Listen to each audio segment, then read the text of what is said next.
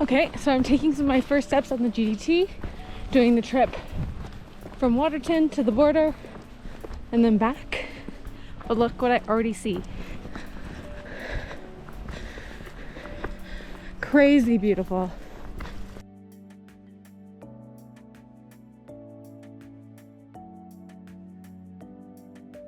Starting out the Great Divide Trail, just me.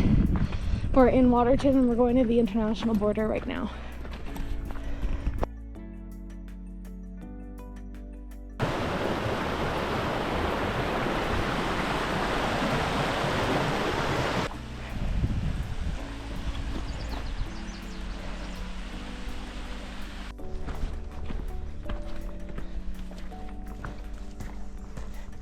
Crazy. It's like an insane amount of trees.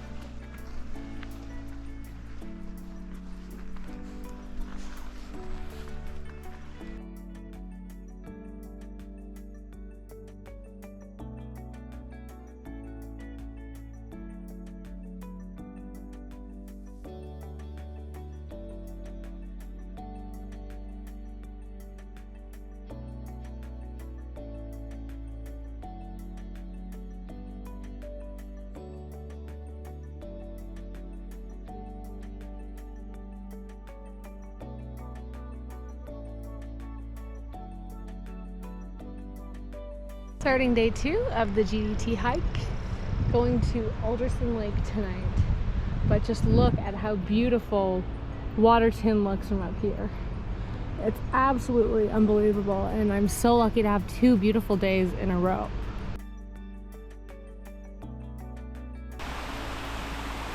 This just looks so incredibly beautiful. The trail is just a little bit overgrown going through to Alderson Camp, but overall it's been a really beautiful trail today.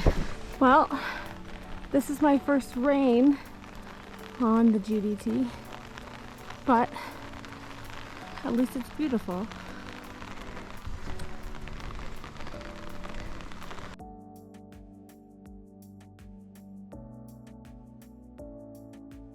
So I just arrived at Alderson Lake, and first of all, can you even believe it?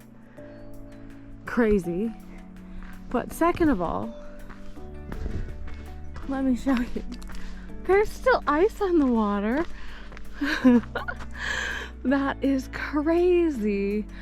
I thought I was going to be missing all of the ice and the snow because I came a little bit later, but it looks like there's going to be a little bit of some of the cold snow and ice here.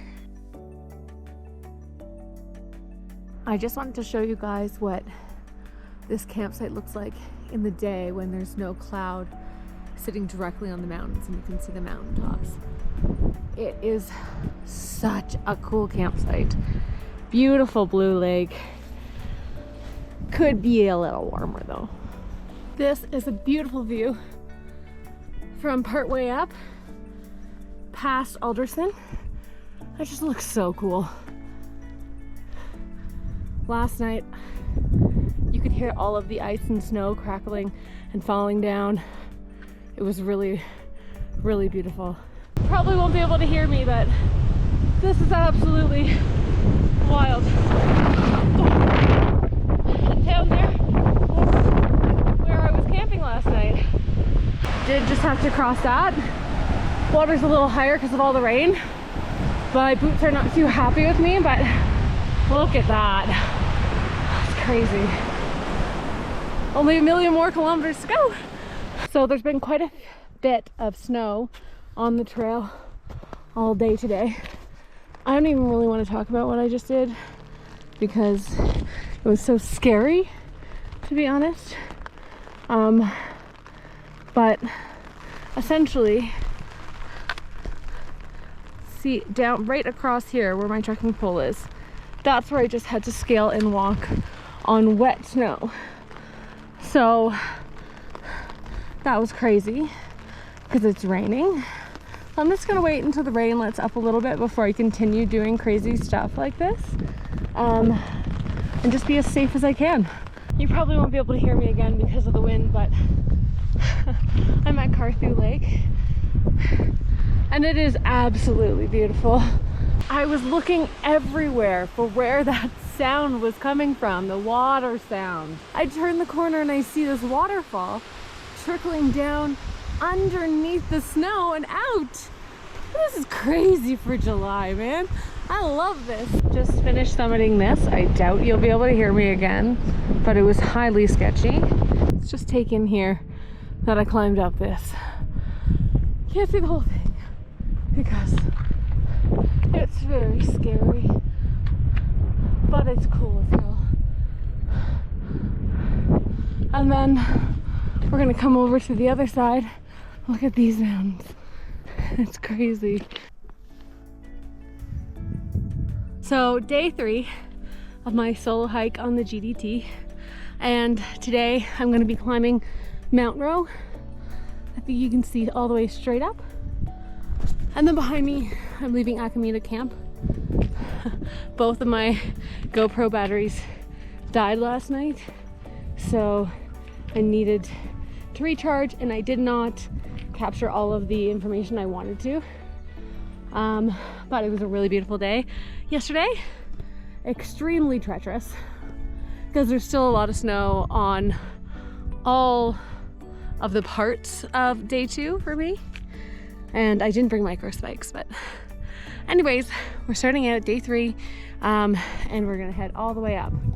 So I just got to the first kind of plateau of Mount Rowe, and it wasn't so bad, but I'm extremely slow, so that took me about 45. And then I've reached another marker here on British Columbia. Here is Alberta, and this cut line follows all the way up. And I have now, you can see that big cut line to the top of the mountain, just past this big break here. Looks exhausting, so you know, I'm gonna take a break. I'm gonna eat some snacks, and then I gotta keep rocking. But I hope I have a friend that catches up with me eventually. But just look at all those mountains. So crazy.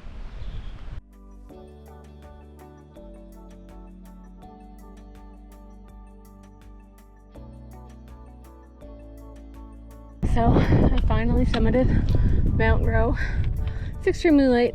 I may have to change up my plans for tonight, but I made it. But it's a long way down. But this is the cairn at the top of Mount Rowe. Big cairn for a big, big, big job. So the cairn 4 was a line here because obviously the ridge walk would be on the ridge of the mountain. So now I'm actually here. Here's that full pano shot.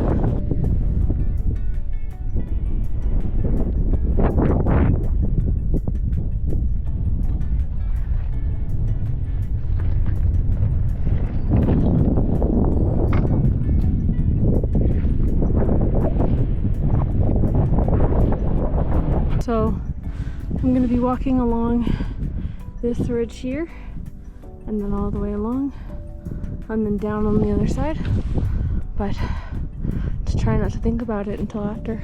You can see down there, there's still so much snow. So I'm back on the trail after Castle Mountain. Now I'm on the old ATV routes that kind of go in around this park, and essentially had a bit of a detour the last couple days. So I got up Mount Rowe, as you saw from the last footage, but then there was so much snow and ice that I couldn't get down off the mountain again, which was very scary. Multiple passes were either snowed in or not accessible, and my only choice was to go to Sage Pass, which I didn't have enough time for at that point, or redescend down Mount Rowe, which from what you saw was a pretty crazy hike. And so I had to redescend Mount Rowe. I got back to Akamina, camped there, went back to Cameron Lake, camped, got a park ranger to come and help me. She drove me to Waterton, and then from Waterton I had to stay in Waterton a night, and I got a taxi cab all the way to Castle Mountain. So here I am starting again this new leg, and I'm just going to do as much as I can. So this is my very first Great Divide Trail Canada marker that I saw. I probably missed a whole bunch earlier, but it's pretty exciting. I don't know if you can see through those trees, some mountains and a beautiful river. And now I'm just going up this hill, and we'll see where this takes us, but at least I know I'm on the right track. I'm still ascending this mountain, but I just wanted to show you my view really quickly. It's just so incredible. So all today I've been kind of going through this forested area up this mountain here. Yeah, and it's been crazy. Not too bad in terms of elevation or anything like that, just the fact that you can't see really in front of you in some places, so you need to constantly be calling out for bears. And you know, once we're gonna get to the top of the mountain, it should be a little bit better visibility. But woo, can you believe it? Gorgeous. Okay, bye. This is my second river crossing of the day. I'm gonna have to take off my shoes and get across. I really should have my trail runners. That was really, really cold on my poor toesies. I don't know if you can see that, but that's either a moose or I'm really bad at knowing what a horse hoof looks like.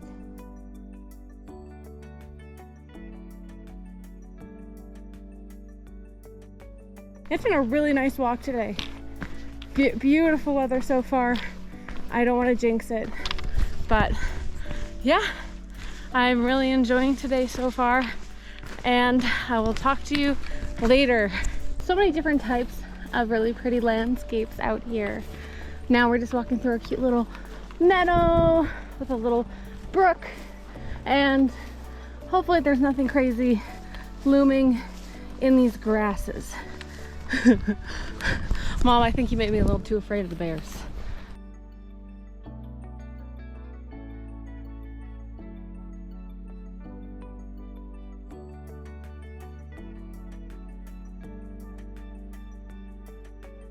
All right, I'm almost at Lynx Creek campsite, and then I'm gonna rest. And because of how my permits worked out, because I'm actually a day ahead now that I bypassed that section on A, I need to make up another day, so I'll be staying at Willoughby Lynx Creek tonight, and then Willoughby Ridge tomorrow, and then I'll be right back on permits for Coleman the next day. Just doing a little bit of a road walk on the way to Lynx Creek, and just going over a Texas gate. I think these are so smart and cool. Look at these views, eh?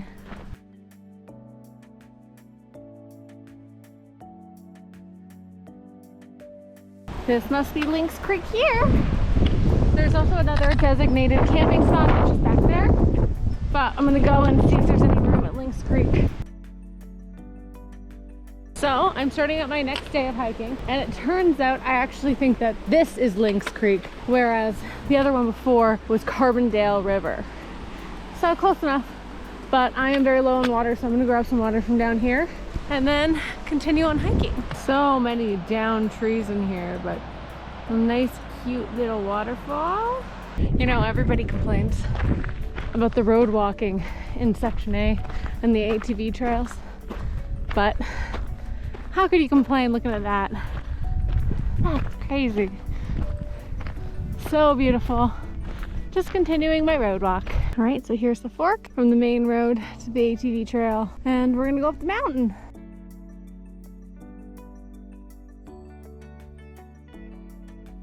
That was a very hot, sweaty climb, but I got to this little summit here.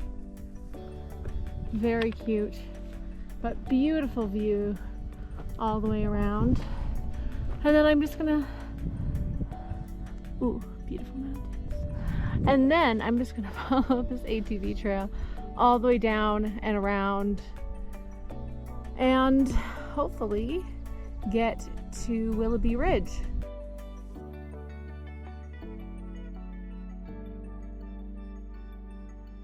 I just saw another GDT hiker. He's hiking solo. Yeah, it's been a really beautiful day. It's been super hot though, so we are all just like clamoring for shade anywhere we can get it. I'm really enjoying myself even though I'm absolutely, completely exhausted.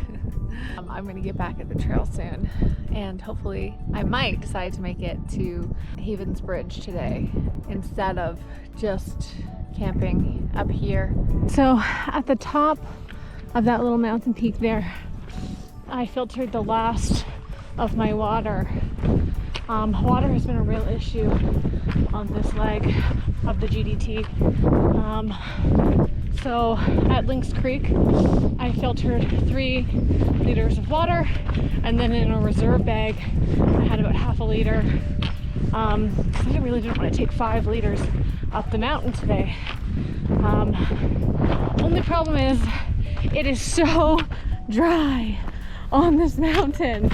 All of the little streams and everything earlier on that were reported have all dried up. So I am on my last half a liter probably of water, and the closest water source, which is also a trickle, is reported to be over 6 kilometers away. So I gotta move.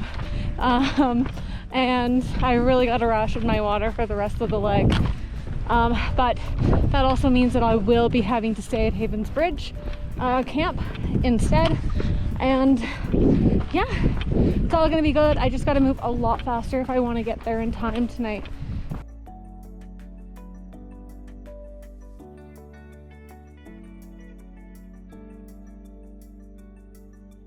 I know I'm going the right way. Just look at this absolute field of just dead trees.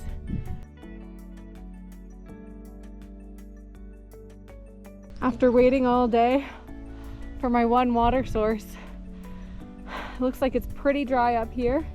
So coming around the corner, I was freaking out.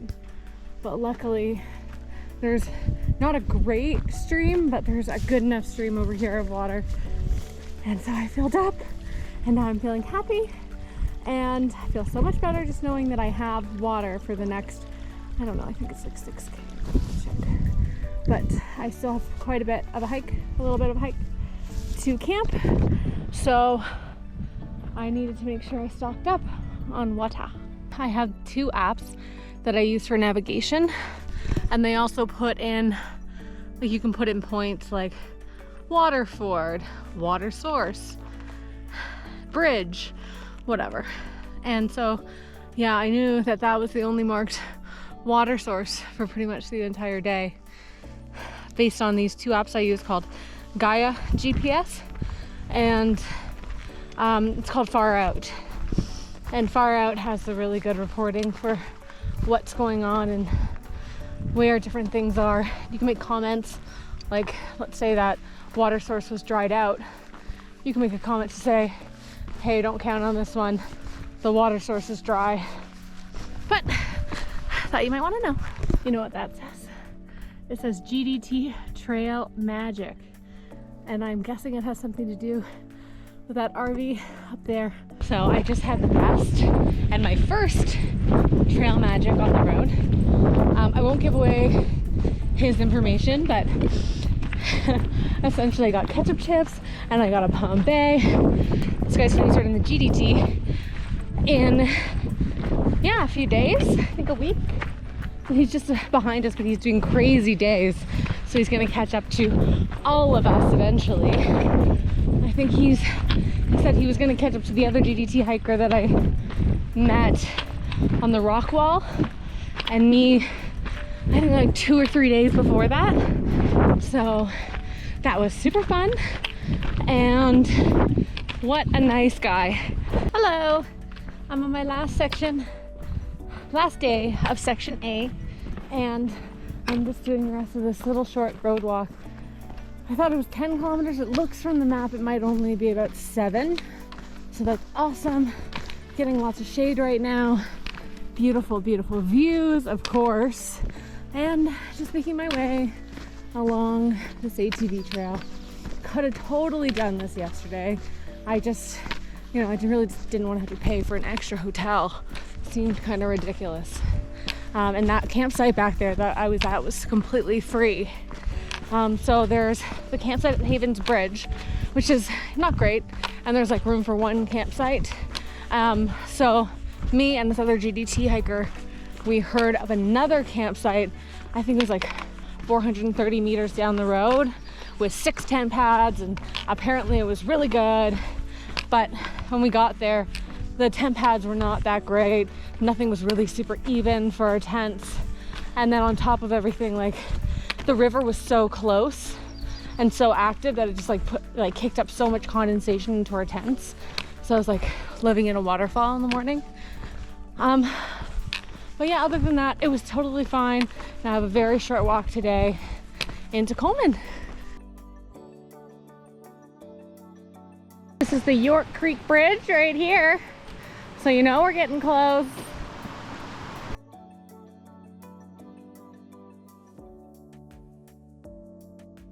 So I made it to the trailhead here, and as you can see, I'm decked out in my bug gear because for the last only like half kilometer, the bugs have just been killing me, just eating me alive. There should be. There's Coleman. Very beautiful. So I finished section A and I am in Coleman right now. But I just wanted to go over a couple of my gear failures and just letting you know kind of where I am with that. I thought there'd be a sports store in Coleman, but there's nowhere close that I can walk to. So I'm just going to deal with these small issues for the next section and get my friend to come switch me out for the next one. All right, so the first one was my outdoor research hoodie. Very first day. It's very thin fabric, which is great for drying. It's literally perfect for everything except the fact that it's not durable. So as you can see, I've had to kind of make a sew here. I've had to sew along here with my repair kit because it just got a huge rip in it on one of the trees going up a mountainside. Another one of my more concerning ones is the issues I've been having with my trekking poles. So my trekking poles here, they've been having issues at their joints. So you put too much pressure on it and the whole thing will collapse down. But then another issue with the handle, we're up here, but the top has broken off. Though I'm really not complaining too much about the trekking poles because they saved my life so many times. So what I had to do here is I had to crazy glue all the way along the seam here, and then I'm going to cover that back up again with duct tape now that I've reinforced it. And the last thing that I've had issues with is, sadly, my Z-Packs Dyneema bag for my tent.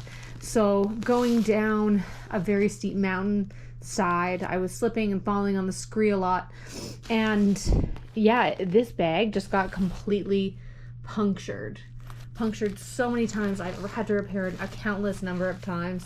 There's probably been some that I've missed, and it's kind of scary because it's the only level of protection between me and the tent that I have.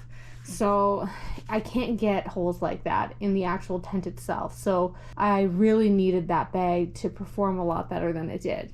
And in contrast, I have 2 of my other Dyneema bags from a different brand called Hightail Designs. So we got Hightail Designs fanny pack Hightail designed. I'm using this as a bathroom hygiene bag, and these are both equally exposed and took huge amounts of beating on the trail as well. But this Dyneema just held up perfectly. It's like nothing even happened to it. These are my gear issues that I've been having, but later on I will show you all of my actual, like the entire kit that I have. Maybe in this section, maybe when I get out of section C. But anyways, that's it for right now.